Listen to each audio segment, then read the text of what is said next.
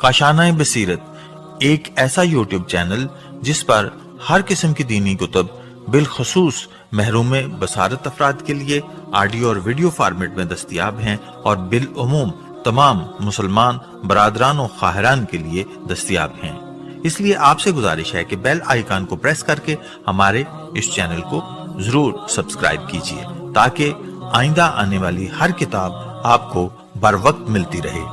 काशाना बसीरत, काशाना बसीरत, काशाना बसीरत, काशाना बसीरत। औज़ु बिल्लाहि मिनश शैतानिर रजीम, बिस्मिल्लाहिर रहमानिर रहीम। ये काशाना बसीरत का यूट्यूब चैनल है जिससे मैं आपसे मुखातिब हूँ, और हम किताब जो पढ़ रहे हैं उसका नाम है शरह नहजुल बलागा, जिल्द दोम, इसकी दूसरी जिल्द का मुताला हम कर रहे हैं। और इसमें हम पढ़ते हुए इस किताब को, इस अज़ीमुशान किताब को जो परवरदिगार आलम ने हमें तौफीक दी है, इसको पढ़ते हुए खुतबा नंबर 26 के तीसरे हिस्से तक हम पहुंच चुके हैं। पेज नंबर है 128। व मिन्हा वलम युबाई हत्ता शरता अन युतीहु अलल बैतई, यहाँ से शुरू हो रहा है इस तरह से और ख़त्म हो रहा है फ़क़त शब्बा लज़ाहा व अला सनाहा वस्तशइरु सब्रा व इन्नहु अदअ इलन नस्र। तर्जुमा पढ़ते हैं आइए।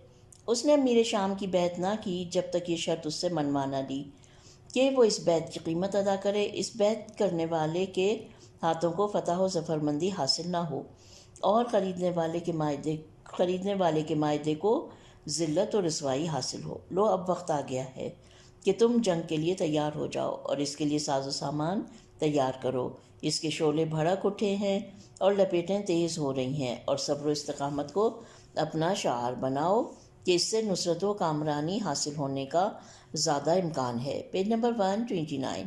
शरह व तफसीर। सियासी रसवाई का मामला।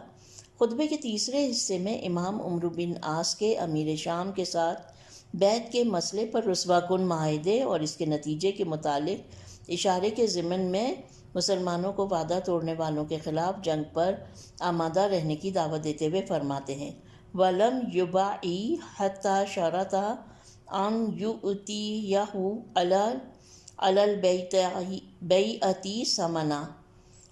इसने अमीर शाम की बैत नहीं की जब तक ये शर्त नहीं मनवा ली कि वो उसकी कीमत अदा करे। मौर्रिखीन ने लिखा है कि इमाम जंग जम्मल की कामयाबी के बाद कूफा आए, कूफे को दारुल हुकूमत बनाया और जरीर इब्ने अब्दुल्ला बिजली को अमीर शाम से बैत लेने के लिए शाम भेजा। अमीर शाम इमाम की बैत के लिए आमादा नहीं हुआ और इसके बारे में कुछ लोगों से मशवरे किए। उसके भाई उतबा बिन अबू सुफियान ने कहा, इस मामले में उमर बिन आस से मदद लो, क्योंकि तुम्हें मालूम है कि वो ज़्यादा होशियार और साहिब नज़र है, लेकिन वो ऐसा शख्स है जो खलीफा सालिस की ज़िंदगी में इसके काबू में नहीं आया। तबई अमरी है कि वो तुम्हें तस्लीम नहीं करेगा, मगर ये कि तुम इससे काबिल कबूल रकम दो ताकि वो अपना दीन बेच कर ये काम कर दे, क्योंकि वो एक दुनिया परस्त आदमी है। अमीर शाम ने उमर आस को ख़त लिखा और इस मामले में मदद मांगी और उसे शाम बुलाया। उमर आस ने अपने बेटों से मशवरा किया। अब्दुल्ला नामी बेटे ने इस किस्म के कामों और अमीर शाम की हाशिया नशीनी से रोका, मगर मोहम्मद नामी बेटे ने उसे तशवीक़ दिलाई कि वो अमीर शाम से जा मिले। उमर आस के शाम आने के बाद किसी मजलिस में अमीर शाम ने उससे कहा, या अबा अब्दिल्लाही अदउका इलल जिहादी हाज़ल रजुलिल्लज़ी असलवाह वशक्का असल मुस्लिमीना वक़तल खलीफता व असहरल फितनता व फ़र्रक़ल जमाअता व क़तअर रहीमा। ए अबा अब्दुल्ला उमर बिन आस की कुनियत, मैंने तुझे दावत दी है कि उस शख्स से जिसने खुदा की नाफरमानी की है, मुसलमानों के इत्तेहाद को पारा पारा कर दिया है, खलीफा को कत्ल किया فتنہ برپا کیا، مسلمانوں کی جمعیت کو منتشر کیا اور رشتہ داروں سے قطع رحمی کی۔ یہ جو ہے خلیفہ ثالث کے بنی ہاشم سے رشتہ داری کے تعلق کی طرف اشارہ ہے، اس سے جنگ کرو۔ Page number 130۔ عمرو عاص اس یعنی امیر شام کے جھوٹ و دروغ گوئی سے باخبر تھا اور جانتا تھا کہ حضرت علی علیہ السلام کے بارے میں یہ باتیں درست نہیں ہیں۔ اس کی طرف رخ کیا اور کہا، آپ کی نظر میں شخص کون ہے؟ امیر شام نے کہا، میری نظر میں علی علیہ السلام ہے۔ عمرو عاص نے کہا، واللہ ما انت وعلی بجمل بعیر لیس لکا ہجرتہ ولا سابقتہ ولا صحبتہ ولا جہادہ ولا فقہہ ولا علمہ واللہ ان لہ مع ذلک لحظا فی الحرب لیس لأحد غیرہ۔ خدا کی قسم ہے امیر شام، تم ہرگز علی علیہ السلام کے برابر نہیں ہو سکتے، نہ ہجرت پیغمبر کے وقت، نہ اس سے پہلے، نہ رسول کے ساتھ ہم نشینی میں، نہ جہاد میں، نہ فقہ میں، نہ علم میں۔ مزید کہتا ہے کہ خدا کی قسم تمام خطرات کے باوجود جنگ میں علی کا اتنا حصہ ہے کہ کوئی بھی ان کے برابر نہیں ہو سکتا۔ اس تمام صورتحال اور ان تمام خطرات کے باوجود جو اس کام میں ہے، اگر میں تمہاری بیعت کروں اور ان کے ساتھ جنگ کروں تو تم مجھے کیا دو گے؟ امیر شام نے کہا، جو تم کہو گے۔ عمرو عاص نے کہا، کامیابی کے بعد حکومت مصر میرے حوالے کرو۔ امیر شام نے غور و خوض کے بعد کہا، میں نہیں چاہتا کہ عرب تمہارے بارے میں یہ کہیں کہ دنیاوی اغراض کی خاطر بیعت کر لی۔ عمرو بن عاص نے کہا، ان باتوں کو چھوڑ دو، مطلب یہ کہ میں یہ کہتا ہوں کہ مصر کی حکومت مجھے دے دو۔ بالآخر امیر شام نے اپنے بھائی سے مشورہ کرنے کے بعد عمرو عاص کی تجویز قبول کر لی اور قرارداد پر دستخط کر دیے۔ قابل توجہ بات یہ ہے کہ عمرو عاص نے مصر کی حکومت کے حصول کے لیے اصرار کیا، چونکہ مصر اس وقت دنیا کے اہم مراکز میں شمار ہوتا تھا، دولت و قدرت کا مرکز تھا، اور یہ کہ خلیفہ دوم کے زمانے میں اس نے مصر کو فتح کیا تھا۔ خوبصورتی اور مادی حوالے سے مصر کا مشاہدہ کر چکا تھا، اس لیے کہ وہ عمر کی خلافت کی تمام مدت میں مصر کا والی رہ چکا تھا۔ اس کے بعد خلیفہ ثالث کے دور میں بھی 4 سال تک اس سرزمین پر حکومت کی، یہاں تک کہ بعد میں خلیفہ ثالث نے اسے معزول کیا۔ بہرحال امام علی مقام اپنی گفتگو جاری رکھتے ہوئے فرماتے ہیں، اس بیعت کرنے والے کے ہاتھوں کو فتح حاصل نہ ہو اور خریدار کو سوائے ذلت و رسوائی کے کچھ حاصل نہ ہو۔ متبع خریدار کے معنی میں ہے۔ امام نے یہاں پر لفظ استعمال کیا تھا، جو جملہ ہے جس کی میں نے ترجمہ پڑھا کہ فلا ظافرت ید المباعی و خزیت امانت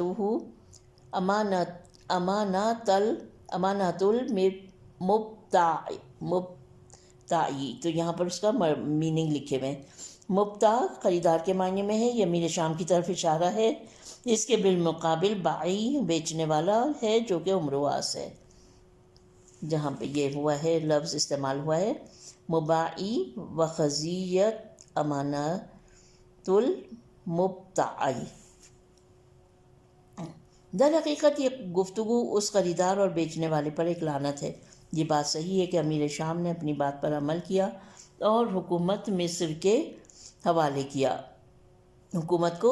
حکومت مصر کو اس کے حوالے کیا، لیکن یہ حکومت چند سال سے زیادہ نہ رہ سکی۔ عمرو بن عاص کی موت نے اسے مہلت نہیں دی۔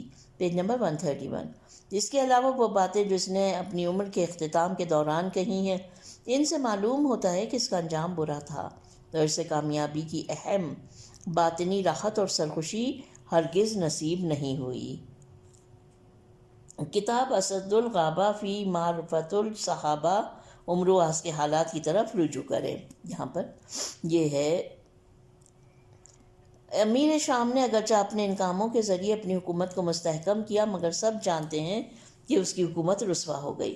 تمام صحابہ کرام جو مہاجرین و انصار سے تھے اور نیک نام اور پرہیزگار تھے اس سے دور ہو گئے، اور دشمنان اسلام کے بچے کچے افراد اور دور جاہلیت کے سرکردہ افراد اس کے گرد جمع ہو گئے۔ تخت حکومت کے پائے صرف قتل و غارت گری اور جبر و تشدد پر استوار تھے، اس کے علاوہ حکومت میں کچھ باقی نہ تھا۔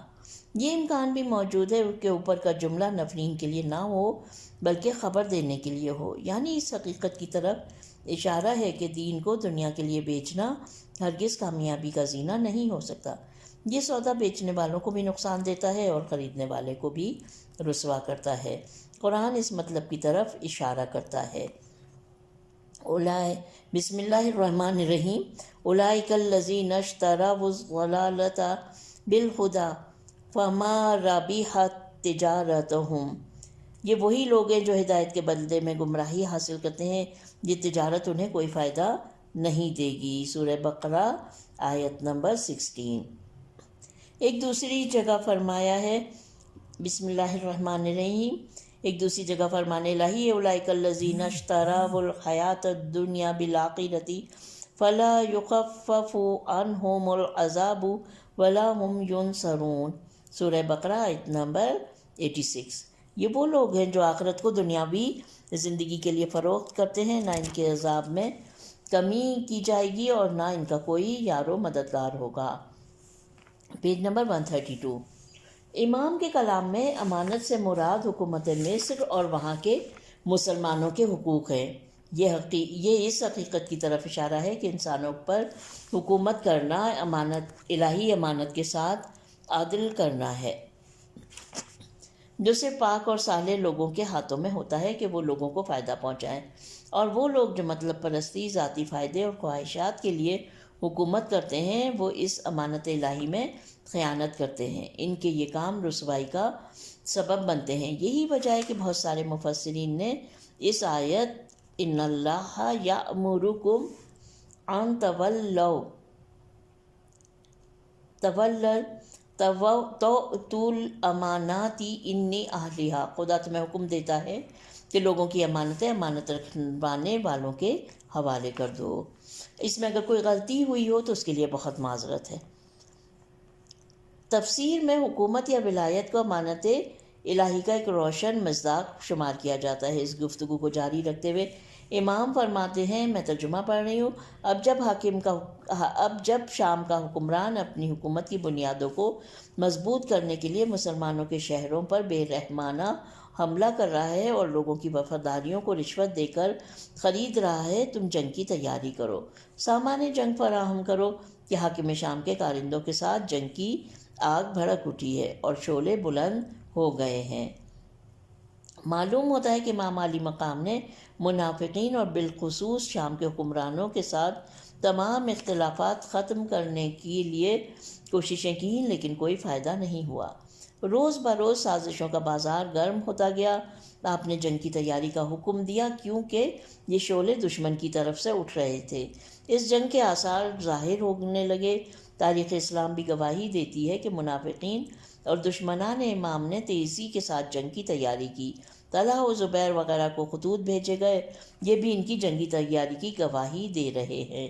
حضرت علی علیہ السلام کامیابی کے اہم راز کی طرف اشارہ کرتے ہوئے فرماتے ہیں، صبر و استقامت کو اپنا شعار بناؤ کہ اس سے نصرت و کامرانی کا زیادہ امکان ہے۔ Page number 133۔ توجہ رہے کہ استشعار شعر کے مادے میں سے ہے جس کے معنی زیر جامہ کے ہیں۔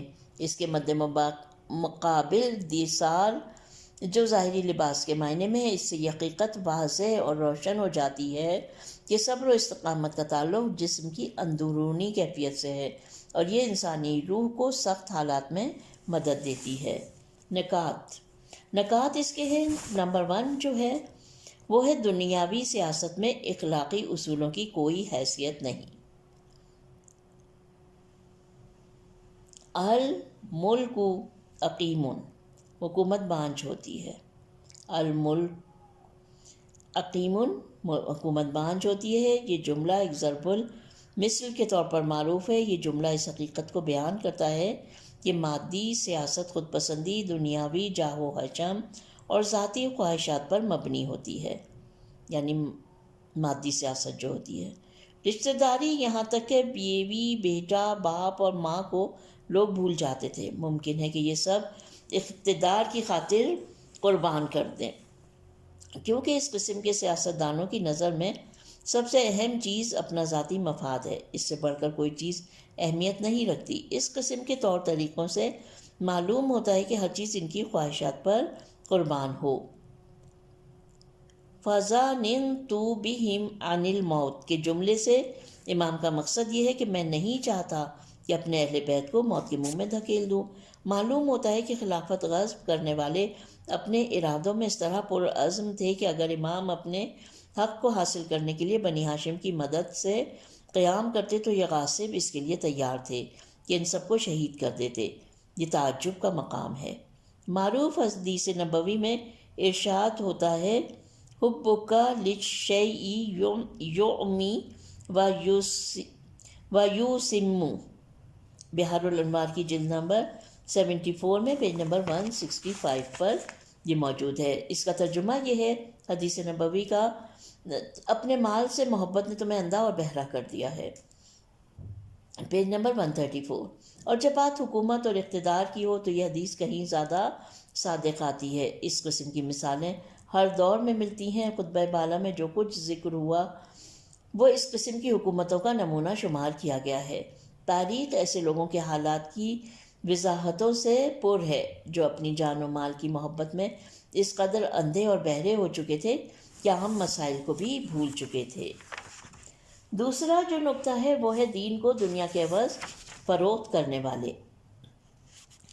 دین الہی کی اہمیت اور معنوی قیمت اس کو تھوڑے سے دنیاوی مفاد میں فروخت کرنے سے مختلف بحثیں پہلے نقطے میں ہو چکی ہیں۔ ان کا ایک نمونہ عمرو بن عاص تھا، جس کے بارے میں اوپر کے خطبے میں ذکر ہو چکا ہے۔ اس نے مصر میں تھوڑے سے دنوں کی حکومت کے لیے اپنے دین و ایمان کو فروخت کیا۔ مورخین کے مطابق عمر کے آخر حصے میں پشیمان ہوا، لیکن واپسی کا راستہ بدقسمتی سے ممکن نہیں تھا۔ قرآن مجید کی متعدد آیات میں اس موضوع کو انحراف کے اہم عوامل میں شمار کیا گیا ہے۔ بنی اسرائیل کے علماء کے ایک گروہ نے ظہور اسلام سے پہلے ہی توریت کی پیش گوئیوں میں پیغمبر کے بارے میں کھلم کھلا بیان فرمایا ہے۔ آسمانی کتابوں میں ان کی نشانیاں بتائی ہیں، مگر آپ کا ظہور ہوا اور ان کے مادی فائدے خطرے میں پڑ گئے تو انہیں چھپا لیا یا اس میں تحریف کرنے لگے۔ جب صاحبان کتاب آسمانی کتابیں جن پر نازل ہوئی ہیں اس سے خدا کا عہد لیا کہ تم اسے لوگوں کے لیے اشکار کرو، چھپاؤ نہیں، لیکن انہوں نے نظر انداز کیا اور تھوڑی سی قیمت پر فروخت کیا۔ کتنی بری قیمت پر خریداری کی۔ ظاہر ہے قرآن مجید تھوڑی سی قیمت کی وجہ سے ان کی مذمت نہیں کرتا، بلکہ مقصد یہ ہے کہ مادی دولت اور متاع خواہ کتنی قیمتی اور گراں بہا کیوں نہ ہو، خدائے متعال کے نزدیک کوئی اہمیت نہیں رکھتی۔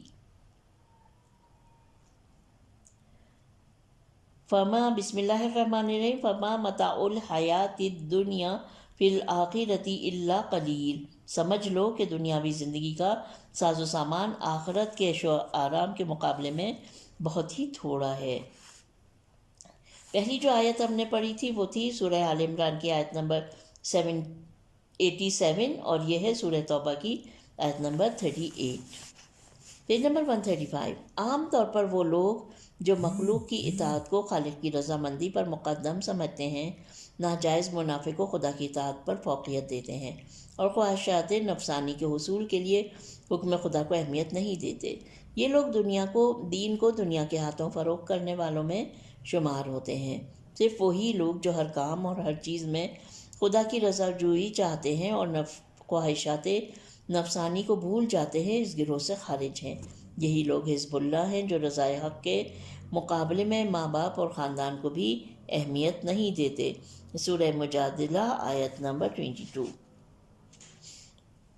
تیسرا نقطہ ہے استقامت اور کامیابی کا رابطہ۔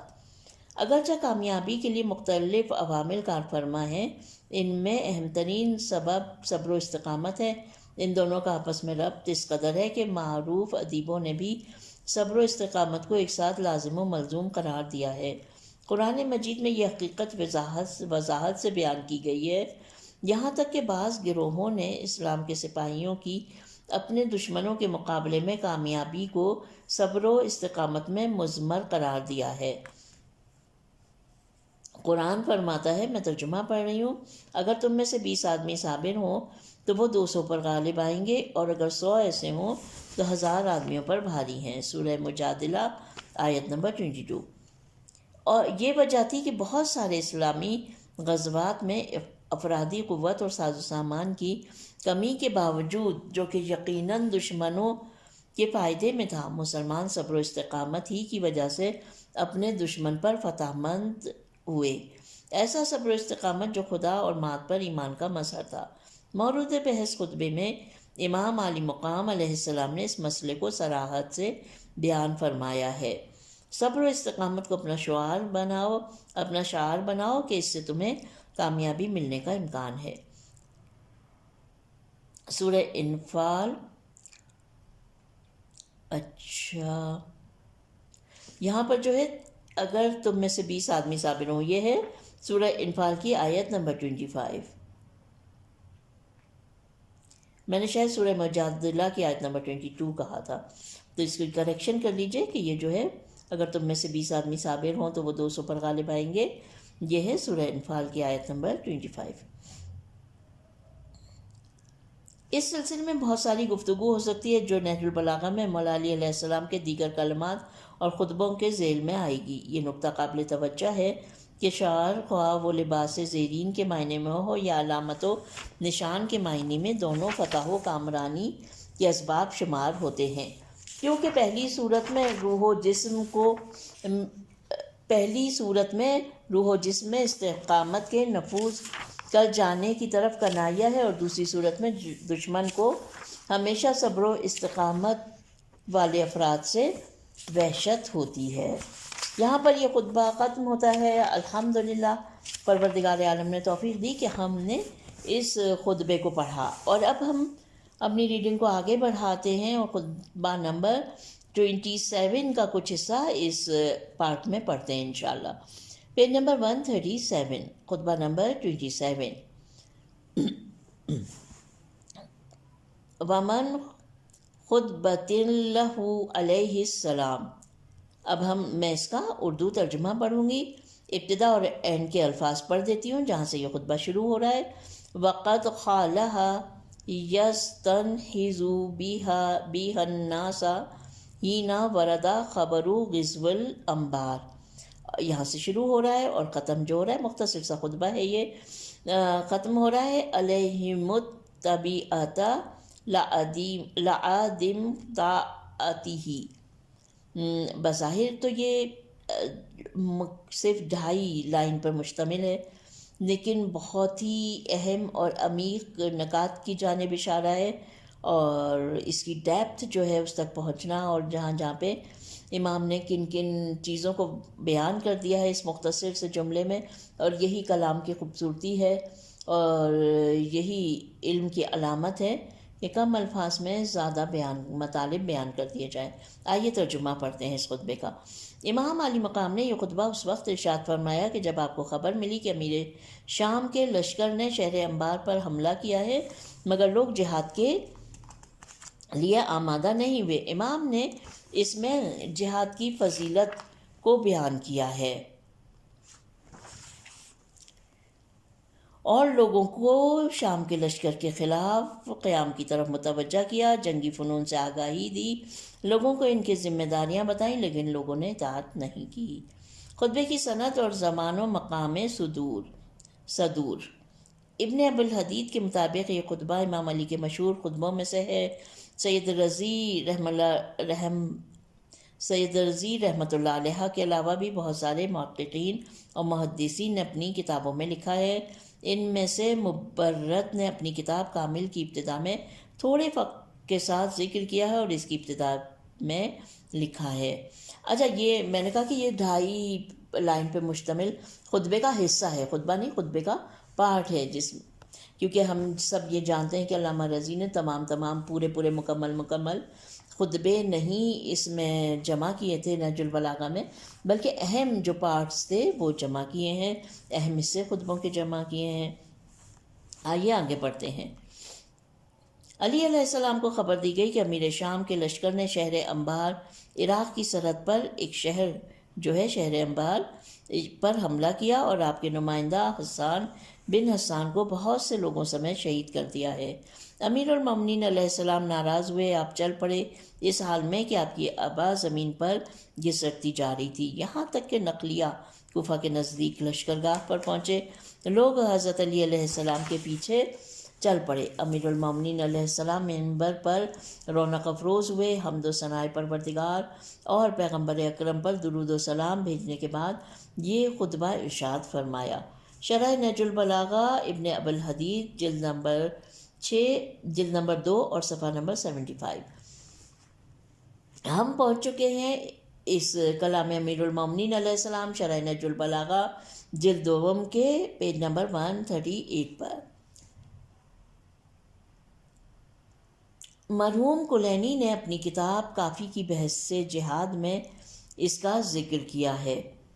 مصادر نہج البلاغہ کے لکھنے والے نے مرحوم سید رضی رحمۃ اللہ علیہ سے پہلے نہج البلاغہ کے 10 منابع کو نقل کیا ہے۔ ان میں سے البیان، التبیین، حاجاخز، عیون الاخبار، ابن قتیبہ، الاخبار الطوال، دینوری، قارات الثقفی، عقد الفرید، ابن ابدریہ، اغانی ابو الفرج اصفہانی وغیرہ۔ مصادر نہج البلاغہ جلد نمبر 1 پیج نمبر یعنی صفحہ نمبر 397۔ جیسا کہ اوپر کہا گیا کہ یہ خطبہ امام علیہ السلام نے نقلیہ کے مقام پر اس وقت ارشاد کیا جب آپ کو یہ خبر دی گئی کہ سفیان بن عوف نے، جسے خطبے کے متن میں اخو غامد کہا گیا ہے، عراق کی سرحد پر حملہ کیا ہے۔ آپ کے نمائندے حسان بن حسان کو بہت سے لوگوں سمیت شہید کر دیا ہے، اموال لوٹ لیے گئے ہیں اور گھروں کو جلا دیا گیا ہے، اور سفیان کا لشکر کسی مزاحمت کا سامنا کیے بغیر واپس چلا گیا۔ سفیان بن عوف کہتا ہے کہ امیر شام نے مجھے بلایا اور کہا تجھے ایک بڑے لشکر کے ساتھ فرات کی طرف بھیجتا ہوں۔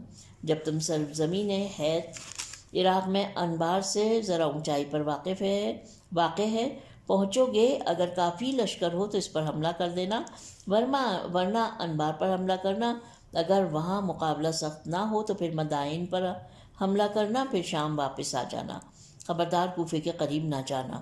جان لو انبار اور مدائن پر حملہ کوفے پر حملے کے مترادف ہے، چونکہ ایسا کرنے سے عراقیوں کے دل دہل جاتے ہیں اور ہمارے دوست خوش ہو جاتے ہیں۔ اس سفر کے دوران یہ دیکھنا کہ جو ہماری حکومت کو قبول نہ کرے اسے قتل کر دو، اور جو تمام دیہات جو تمہاری راہ میں رکاوٹ بنے انہیں ویران کر دو، ان کے مال و اسباب کو لوٹ لو، کیونکہ مال کا لوٹ لینا ہمارے دشمنوں کے لیے لوگوں کا قتل کرنے کی طرح دردناک ہے۔ سفیان نے اس دستور پر عمل کیا۔ جب وہ شہر انبار پہنچا، حسان بن حسان بکری کچھ گروہ کے ساتھ مقابلے میں آیا۔ پہلے حملے میں شامیوں کو دور کر دیا، لیکن لشکر شام بڑا تھا اور حسان نے دیکھا کہ ان کی طاقت کو کم نہیں کیا جا سکتا، اور وقت شہادت تک لڑنے کا عزم کر لیا اور گھوڑے سے اتر پڑے اور سورہ احزاب کی آیت نمبر 23 پڑھی، جس کا ترجمہ یہ ہے کہ مومنین میں کچھ ایسے ہیں جو درجہ شہادت تک پہنچ چکے اور کچھ انتظار میں ہیں۔ Page number 139۔ پھر آپ نے فرمایا جو شہادت کے لیے تیار نہیں ہے وہ جب ہم جنگ میں مشغول ہوں شہر سے باہر چلا جائے، کیونکہ دشمن فرار ہونے والوں کا پیچھا نہیں کر پائے گا، اور جو شہادت کے لیے تیار ہے وہ ہمارے ساتھ رہے۔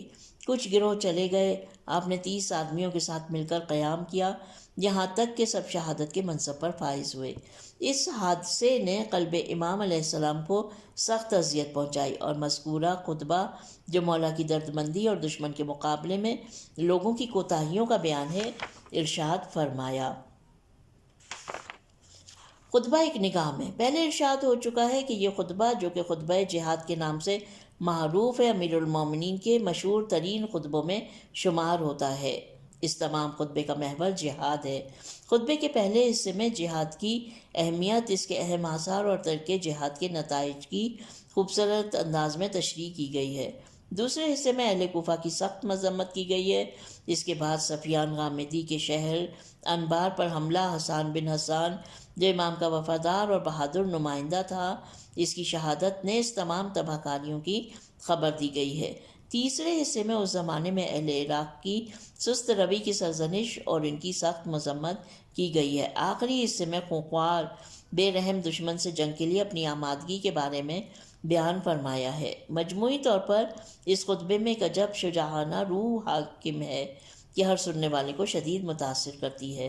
توجہ رہے کہ نہج البلاغہ کے مشہور شارح ابن ابی الحدید اپنی گفتگو میں کہتے ہیں، بہت سارے لوگ جہاد کی اہمیت اور اس کی ترغیب دلانے کے سلسلے میں بہت کچھ کہتے ہیں، مگر ان سب کی گفتگو کا ماخذ کلام امیر المومنین ہی ہے۔ پھر جہاد کے بارے میں ابن نباتہ کے مشہور خطبے کی طرف اشارہ فرماتے ہیں۔ یہ خطبہ حضرت علی علیہ السلام کے خطبے کے مقابلے میں ایسا ہے جیسے لوہے کی تلوار کے مقابلے میں لکڑی کی تلوار ہو۔ اس خطبے کا حضرت علی علیہ السلام کے خطبے کے ساتھ موازنہ نہیں ہو سکتا۔ Page number 140۔ اب خطبے کا پہلا حصہ، اس کا ترجمہ میں پڑھ رہی ہوں۔ اچھا، یہ شروع ہو رہا ہے اما بعد فإن الجہاد باب من ابواب الجنہ، اور اینڈ ہو رہا ہے بتضیع الجہاد وسیم الخسف ومنع النصف۔ جہاد جنت کے دروازوں میں سے ایک دروازہ ہے جسے اللہ نے اپنے خاص دوستوں کے لیے کھولا ہے۔ یہ پرہیزگاری کا لباس اللہ کی محکم ذرا اور مضبوط سپر ہے، جو اس سے پہلو بچاتے ہوئے اسے چھوڑ دیتا ہے۔ خدا اسے ذلت و خواری کا لباس پہناتا اور مصیبت و ابتلا کی ردا اڑا دیتا ہے اور ذلتوں اور خواریوں کے ساتھ ٹھکرا دیتا ہے۔ مدہوشی اور غفلت کا پردہ اس کے دل پر چھا جاتا ہے۔ جہاد کو ضائع اور برباد کرنے سے حق اس کے ہاتھ سے لے لیا جاتا ہے، ذلت اسے سہنا پڑتی ہے اور انصاف اس سے روک لیا جاتا ہے۔ شرح و تفسیر۔ جہاد جنت کے دروازوں میں سے ایک دروازہ۔ خطبے کے پہلے جملوں میں فلسفہ جہاد اور اس کے بابرکت اثرات کو 5 جامع جملوں میں بیان کیا گیا ہے۔ اس کے بعد جہاد کو ترک کرنے کے برے اثرات کی 7 جملوں میں وضاحت کی گئی ہے۔ سب سے پہلے اہمیت جہاد کے بارے میں فرماتے ہیں، اما بعد فإن الجہاد باب من ابواب الجنہ۔ حمد و ثناء الہی کے بعد جہاد جنت کے دروازوں میں سے ایک دروازہ ہے۔ معلوم ہے کہ رحمت خداوندی، رضائے خداوندی اور بہشت برین تک پہنچنے کے لیے مختلف اسباب ہیں۔ Page number 141۔ احادیث میں انہیں بہشت کے دروازوں کے عنوان سے متعارف کرایا گیا ہے۔ ان میں سب سے اہم چیز جہاد ہے۔ اسی وجہ سے ہم حضرت امام صادق علیہ السلام کی حدیث میں پڑھتے ہیں کہ پیغمبر اسلام فرماتے ہیں، بہشت میں ترجمہ پڑھ رہی ہوں، اور اس کے لیے ریفرنس ہے اصول کافی اور کتاب الجہاد، کتاب الفضل المجہاد، حدیث 2۔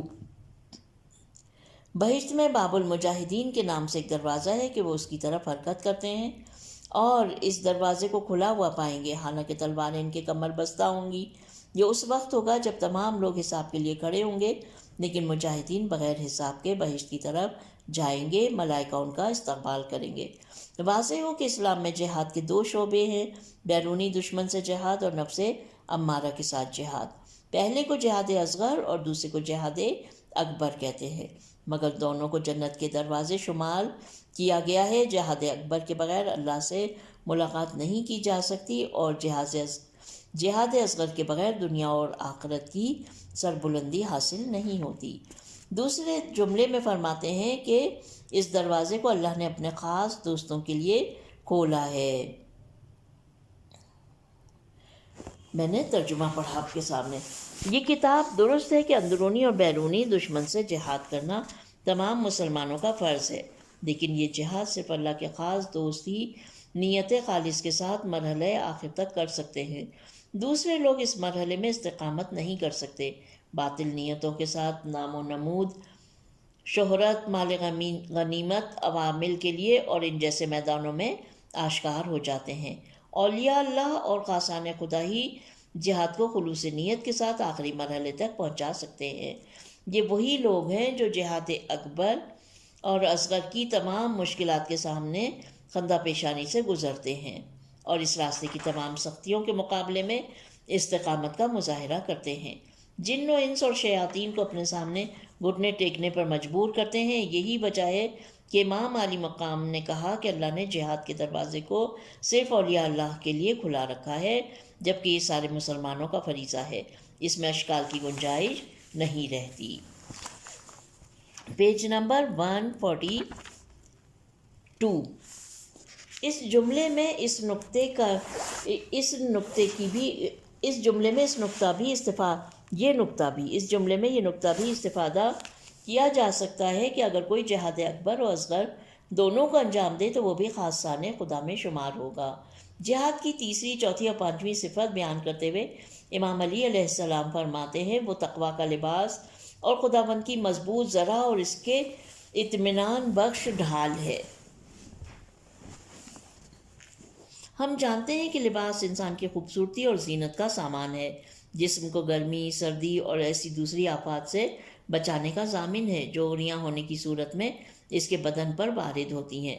اسی طرح جہاد بھی ملتوں اور اقوام کے عزت و سربلندی اور ہر قسم کی آفات کو روکنے کا ضامن ہے۔ اس لیے اس خطبے کو تسلسل دیتے ہوئے ایک دوسری تعبیر کو بیان فرمایا ہے۔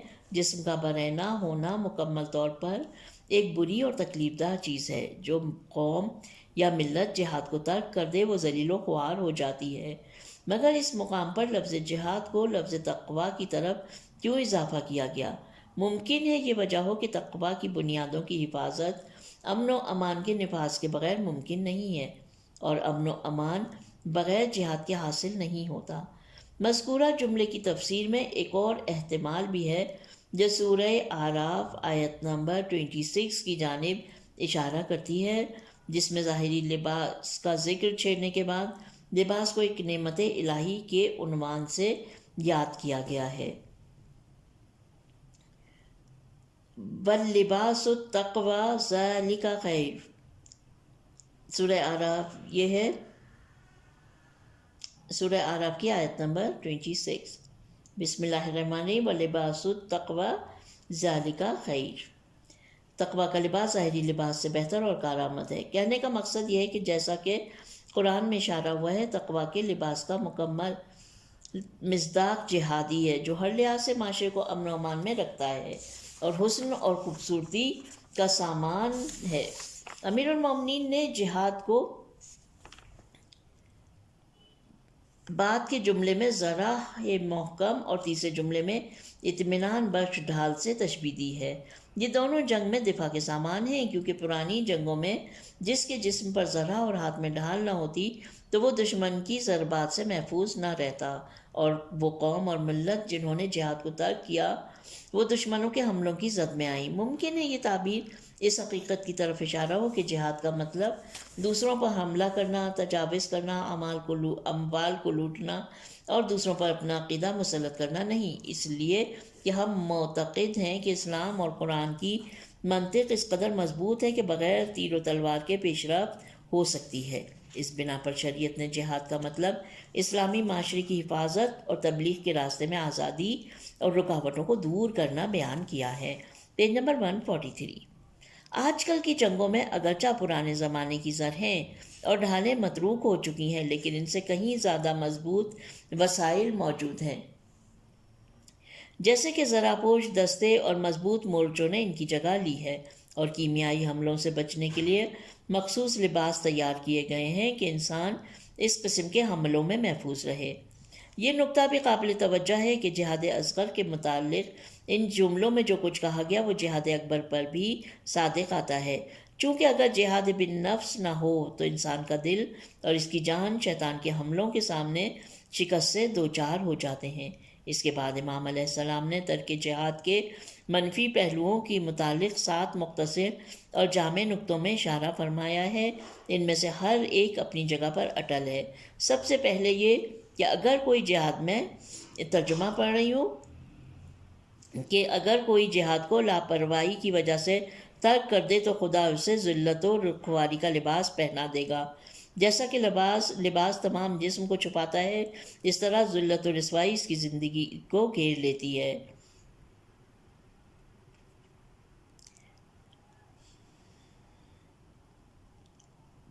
اس میں جو خطبے میں کہا گیا ہے، ایک لفظ استعمال کیا ہے، وہ ہے رغبۃ عنہ کی تعبیر سے اس بات کی طرف اشارہ ہے کہ وہ افراد جو عذر و ناتوانی، بیماری اور کسی عضو میں نقص کی وجہ سے جہاد پر قدرت نہیں رکھتے، وہ اس حکم سے مستثنی ہیں، جیسا کہ قرآن مجید میں ارشاد فرمایا گیا ہے، جیسا کہ قرآن مجید میں اشارہ ہوتا ہے سورہ توبہ کی آیت نمبر 19 میں۔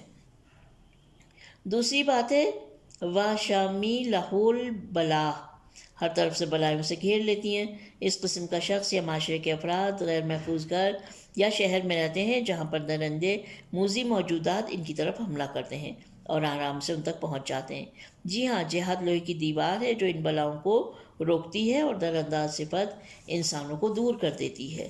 تیسری بات یہ ہے ودیتا بالزعار والقماء، پیج نمبر 144۔ کیوں پست اور حقیر کیوں نہ ہو وہ جس نے جہاد جیسے عظیم و بلندی کے سرمایہ کو ہاتھ سے جانے دیا ہو اور اب تہی دست رہ گیا ہو۔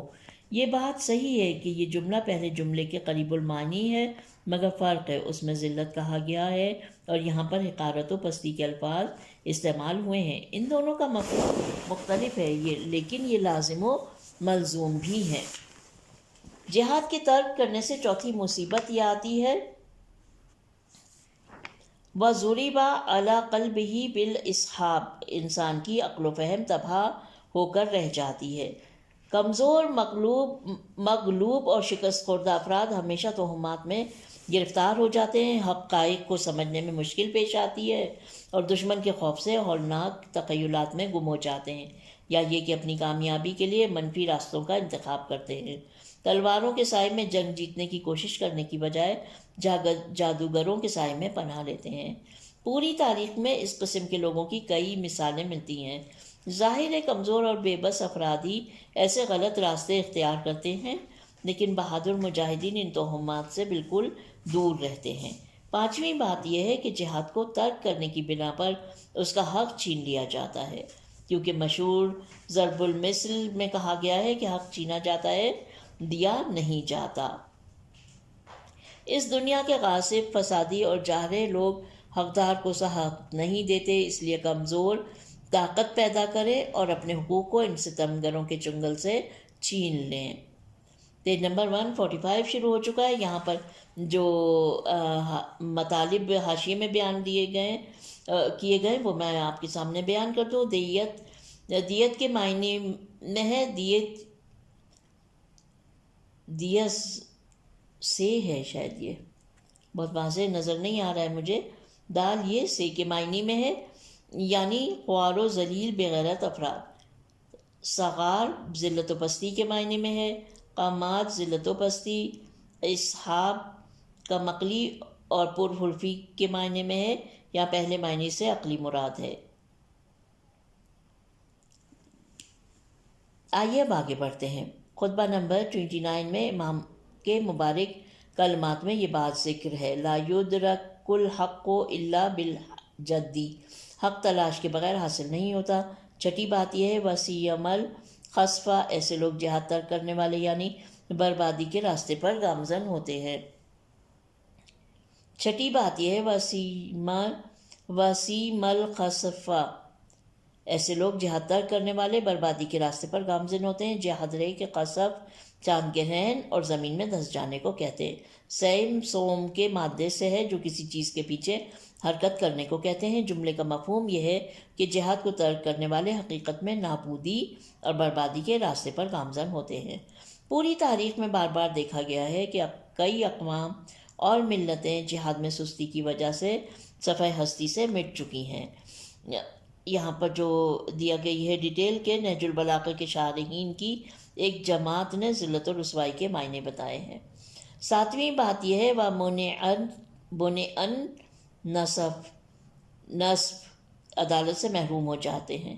اس معنی کی دلیل روشن ہے، اس لیے کہ عدالت کی طرفدار غالباً اقلیت میں ہوتے ہیں، اگر تعداد میں کم نہ ہو تو کیفیت اور قدرت کے لحاظ سے اقلیت میں ہوتے ہیں۔ یہی وجہ ہے کہ مفاد پرست حکمران اپنے مظالم کے زور پر مظلوم ملتوں کے حقوق کو پامال کرتے ہیں اور اپنے مال و جاہ و جلال کو فزونی بخشتے ہیں۔ ظلم اور مظلوم اور ستم رسیدہ ملتیں جہاد کے زیر سایہ اجتماعی عدالت کو قائم کر سکتی ہیں اور ان مظالم کے فشار سے محفوظ ہو سکتی ہیں۔ اس ترتیب سے ہم دیکھتے ہیں کہ اس خطبے کے چند جملوں میں امام عالی مقام نے جہاد کے اہم آثار اور انسانی معاشرے کی تقدیر کے متعلق بیان فرمایا ہے اور فلسفہ جہاد اور اس کے مسائل کا منطقی خاکہ ترسیم کر کے دکھایا۔ ان تعبیروں سے معلوم ہوتا ہے کہ جہاد نہ صرف آخرت میں معنوی فائدہ دیتا ہے بلکہ اس دنیا میں اس کا صلہ مل جاتا ہے۔ انسان کو چاہیے کہ دنیاوی اور آخروی دونوں فائدے طلب کرے۔ کون ہوگا جو ذلت و پستی کا خواہش مند ہوگا اور چاہے گا کہ لوگ اس کے حقوق غصب کر لیں بالآخر صفحہ ہستی سے مٹ جائے۔ اگر ہم ان چیزوں کے مخالف ہیں تو ہمیں کمر ہمت باندھ لینی چاہیے کہ قیام کریں، جہاد کریں۔ یہ ایسے گراں پہاڑ نتائج ہیں جن کی وجہ سے ہمارے جہاد کی مشکلات آسان ہو جاتی ہیں، جیسے طبیب کی شفا دینے والی کڑوی دوائی۔ یہاں پر ہم اپنی آج کی ریڈنگ کو اختتام پذیر کرتے ہیں اور نکات ہیں اب آگے اس خطبے کے انشاءاللہ اب جب ہم پڑھیں گے تو انہی نکات پر گفتگو کریں گے۔ پروردگار عالم سے دعا ہے کہ وہ ہماری کوتاہیوں کو درگزر فرمائے اور ہماری اس کاوش کو قبول فرما لیں۔ ربنا تقبل منا انک انت سمیع علیم۔ اپنا بہت خیال رکھیے گا۔